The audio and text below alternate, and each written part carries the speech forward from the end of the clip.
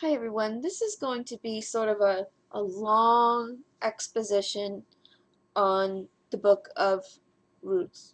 Now the reason why I'm choosing Ruth is because couple days ago or about a day ago there was a conversation on a comment section here on YouTube, and what was being debated was whether or not Jews were a race.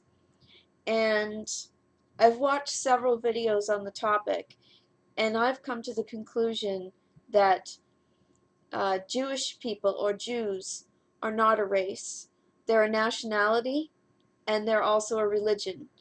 I happen to agree with University on this idea that Jews are indeed a nationality, and then secondary, a religion. And of course, each person will assign how much importance they give to either the nationality or the religion. But I think those are the main two components that that make a Jewish person a Jewish person. Now, in having this dialogue with somebody and trying to explain to them that, listen, um, the reason why Jews don't consider themselves or shouldn't consider themselves a race is because Jews can be made without having a Jewish mother, right? Many of the people that watch my videos are converts, and some of the people who watch my videos were born Jewish, but they weren't raised Jewish. So, there's a whole element in Judaism of being a practicing Jew, and that practicing comes in many different forms. For example, I had an argument with people about Einstein. Einstein not being particularly interested in in the Tanakh. Actually, though, he did study the Tanakh with his uncle. But later in life, he realized the importance of his Judaism, and he built a school in Israel. So, in a way, he was practicing his Judaism, and a lot of people that were non-Jews didn't understand that. So, so not only can a Jew be uh, a maid, as far as converts, which is what the Book of Ruth is all about. A Jew can be born a Jew, but not be practicing as a Jew. Now, is that person still a Jew? Yes, of course they are. But the practicing and the study and uh, the passion to be with your people and support your people and do good in the world is, to me, is what being a Jew is all about. So there are several different interpretations, but I think the nationality and the religion being intertwined is what really makes a Jewish person. Now, if somebody has, a disagreement with me about that and thinks the Jews are really a race, then, feel free to put it in the low bar. But you'll get a lot of staunch disagreement from me because I am a made Jew. I am a convert. So, just because my mother wasn't Jewish doesn't mean that I'm not a Jew. I do everything that Jewish people do, right? And nationally, I identify myself as a Jewish person. And religiously, I identify myself as a Jewish person. So that makes me a Jewish person, right? Anyway, let's start with the book of Ruth. Now, like I said, this is going to be a long exposition. So even though Ruth is a very short book, this is going to be a long version with a lot of commentary. So if you're reading out of the JPS Tanakh, then we are going to page 1741, and let's start. In the days when the chieftains ruled, there was a famine in the land, and a man of Bethlehem in Judah, with his wife and 2 sons, they went to reside in the country of Moab. The man's name was Elimelech, his wife's name was Naomi, and his two sons were named Mahlon and Chilion, Ephrathites of Bethlehem in Judah. So they were Ephrathites. They came to the country of Moab and remained there. Elimelech, Naomi's husband, died, and she was left with her two sons. They married Moabite women, one named Orpah and the other Ruth, and they lived there about 10 years. Then those two, Mahlon and Chilion, also died, so the woman was left without her two sons and without her husband. She started out with her daughters-in-law to return from the country of Moab, for in the country of Moab she had heard that the Lord had taken note of his people and given them food. Accompanied by her two daughters-in-law, she left the place where she had been living, and they set out on the road back to the land of Judah. So now that she's without, Naomi's without her husband and her two sons. She's got no money. She's poor now. She doesn't really have a lot. So she hears that if she goes back to Judah, that things, she'll have a chance, at least. So her and her two daughters-in-law went with her.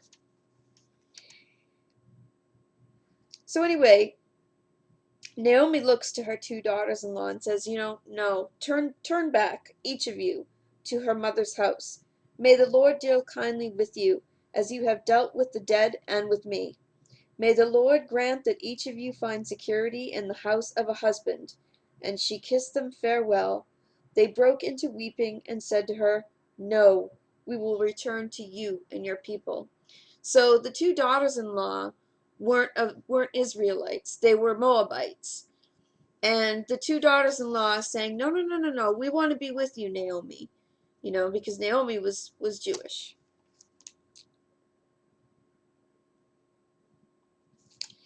But Naomi replied, Turn back, my daughters. Why should you go with me? Have I more sons in my body who might be husbands for you? Turn back, my daughters, for I am too old to be married. Even if I thought there was hope for me, even if I were married tonight and I bore sons, should you wait for them to grow up? Should you, on their account, debar yourselves from marriage?